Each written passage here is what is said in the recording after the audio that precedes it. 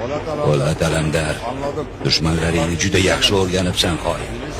Dor ostidagilardan ham oxirgi tilagi so'radi. Tilaging nima? Istanbul katta shahar. Yangi podsho taxtga chiqdi. Ba'zi miyasi ayniganlar bu odatimizga to'g'ri kelmaydi deb baqirib bosh ko'tarishmoqda. Podsho ham odatga amal qilib hadya tarqatib kattaligini ko'rsatmoqda. Ammo Jarroh podshodan bitta ovga chiqib podshoni tan olmaymiz deb. U faqat o'zini emas, boshqalarni ham buzdi. Endi aytinglarchi, podshoga qarshi bosh ko'targanning holi nima bo'ladi? Qaysi biringlar podshosizlar? Sulaymon Chaqir bo'lsa marhamat kelsin. Sen nega Metoni o'ldirding? Borib taxtingga sherik bo'lganini boshini ol. Men bu yerga bosh olishga emas, ovozini o'chirishga keldim. Nega buni gapini eshitib o'tiramiz? To'rvachi, og'alarimizni qonini to'kkanlari qoni bizga halol.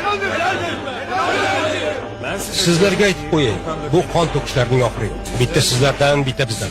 Bitta sizdan, bitta bizdan.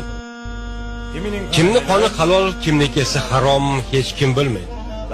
Bu yerga qon to'kishga emas, qonni to'xtatishga keldim. Sen nimalar deyapsan? Kimsan o'zi?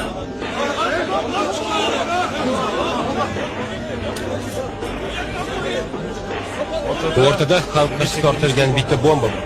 Agar undan qo'limni olsam, 1-2 soniyada hammamiz havoga uchib ketamiz. Meni o'ldirishingiz mumkin. Ammo men ham